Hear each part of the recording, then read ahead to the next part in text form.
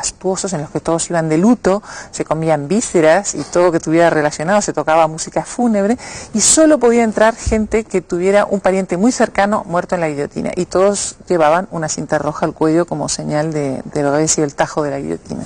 Supongo que tú has leído, a lo mejor hace mucho tiempo, ya no te acuerdas muy bien, El siglo de las luces de Alejo Carpentier.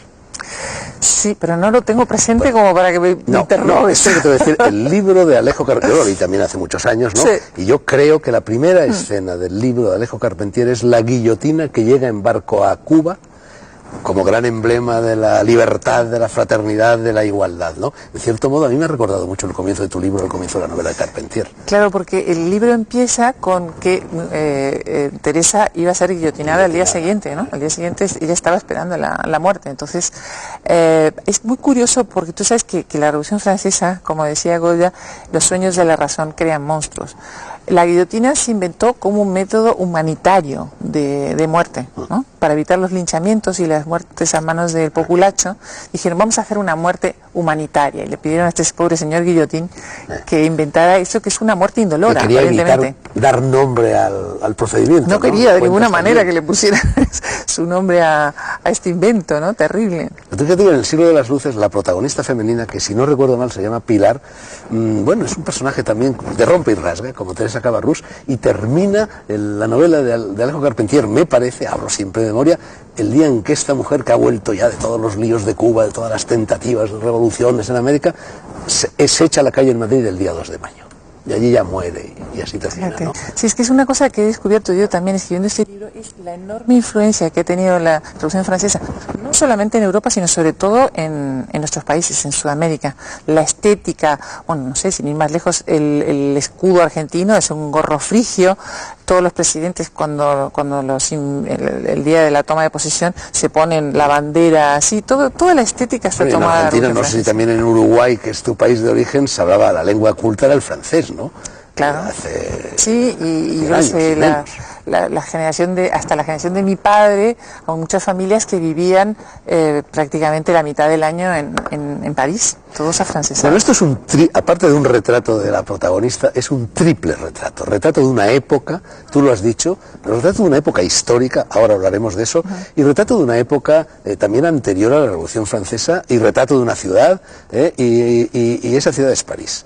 Un París alegre antes de la Revolución, y que luego de repente et in Arcadia ego, que es otra de las escenas que sale en el libro, es decir, esa Arcadia que era aquel París llevaba la muerte dentro y ¡guau!, estalla la revolución, ¿no? Sí, yo quería hacer todo el recorrido. Teresa llega a París 2 años antes de la Revolución, o sea que ella vive el final de lo que es el esplendor del siglo XVIII, los grandes peinados, esos que las mujeres tenían que ir de rodillas. Los peinados eran tan altos, medían casi 2 metros, que las mujeres tenían que ir de rodillas en los carruajes para que no se deschafara, ¿no? Y entonces ahí entra Rousseau y pasamos de las pelucas enormes a las mujeres vestidas de pastorcillas, ¿no? Estamos con María Antonieta jugando a pastorcillas y todos se bañan en leche y cosas por el estilo, y de ahí pasamos a las Sans-Culottes, donde está el famoso et in Arcadia ego, ¿no? Claro, es el descubrimiento de que nosotros vivimos en Arcadia y sin embargo la muerte está ahí. Retrato de muchísimos personajes históricos. Robespierre, Saint-Just, Talleyrand, Mirabeau, que por cierto muere de una enfermedad que tú la llamas epipismo. Pero yo siempre la he llamado priapismo. Priapismo. Lo que pasa es que mi personaje, que es esta Madame de Bourgelou, que es su tutora, todos los nombres los tergiversa. Y entonces en vez de decir priapismo dije pipismo, ¿no? Pero sí, por lo visto, una de las anécdotas curiosas que se cuenta ahí en el libro es que Mirabeau, que era el gran valedor de la monarquía, un poco el que iba a salvar la deriva tan terrible que estaba tomando la revolución, había preparado su muerte, como hacían los griegos, y sus palabras póstumas, y todo esto quedó completamente eclipsado porque corrió el rumor de que había muerto con una enorme erección. Entonces ya daba igual las palabras póstumas y nada por el estilo. Bueno, parece ser que quienes mueren en la horca se produce ese fenómeno, ¿no? Ah, no sabía. Sí, ¿Sí? Y yo recuerdo cuando yo estaba en la cárcel, era la época de Ruiz Jarabo, un asesino famosísimo que hubo en España. Sí, que mandó su chaqueta a la tintorería, así lo descubrieron, ¿no es ese? Sí, había unas joyas empeñadas, bueno. Sí. Y este hombre le dieron garrote vil, no guillotina, sino garrote vil, y el padre capellán de la cárcel, que era amigo mío, se llamaba el padre Gumersindo Placer, se llamaba, ha muerto hace poco, me contó que durante los últimos días antes de la ejecución tuvo pipismo o priapismo de Ruiz Jarabo, curiosamente. O sea, se ve que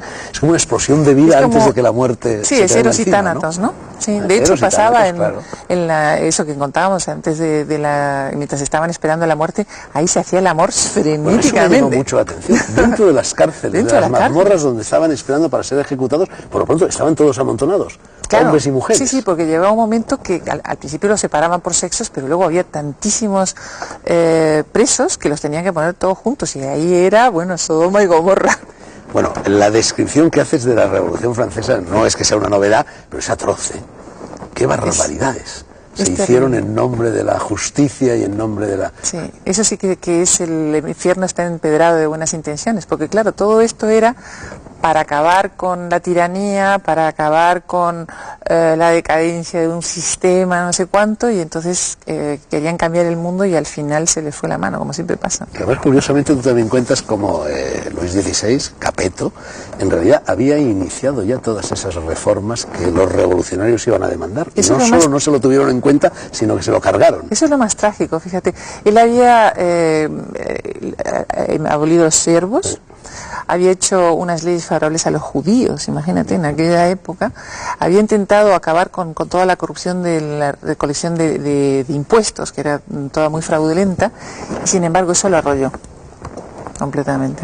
Y cuentas también esa anécdota de que se cuenta siempre de él, de que no se había enterado de lo que estaba pasando, había anotado en su diario que el día de la toma de la Bastilla, nada, y en realidad no se refería a lo que estaba sucediendo en las calles, sino a la caza, ¿no? Sí, lo que pasa es que es paradigmático que el día que toman la Bastilla, él en su diario escribe, ¿no? Es un poco como la ceguera de un sistema y de una situación. Y tú recoges en el libro la leyenda, digo leyenda porque no sé si es leyenda, de que, bueno, de la famosa fimosis del rey que le impidió durante 7 o 8 años consumar el matrimonio con María Antonieta, y debido a eso ella se dedicó a devaneos de toda índole. ¿Tú crees que eso fue cierto? Pues mira, yo creo que está bastante documentado que ella tuvo una aventura con el conde Fersen. No, que tuvo aventuras, sí, pero digo lo de la fimosis. Lo de la fimosis sí. Sí, está documentado. Según Antonia Fraser, yo me he basado bastante en el libro de Antonia Fraser porque ella estuvo 10 años investigando para escribir su biografía de María Antonieta, que no hay ningún dato de que lo hubieran operado. Ella cuenta que vino su cuñado, que era el hermano de María Teresa, y le dijo, si el rey de Francia no es capaz de tener una relación normal, le vamos a pegar de palos como un burro para que eyacule, ¿no? Entonces yo no sé, esa frase fue mano de santo, pero la verdad es que a partir de ahí se solucionó el problema y nació el primer heredero que luego murió. Hay un clarísimo paralelismo entre la Revolución Francesa, como tú la cuentas, y la Revolución Rusa. El terror, el hecho de devorar a los héroes de la Revolución en ambos casos, y el pueblo llano, que al final siempre se revela fascista. Es terrible porque al final todo vuelve, como dicen los ingleses, vuelta a la casilla 1, ¿no?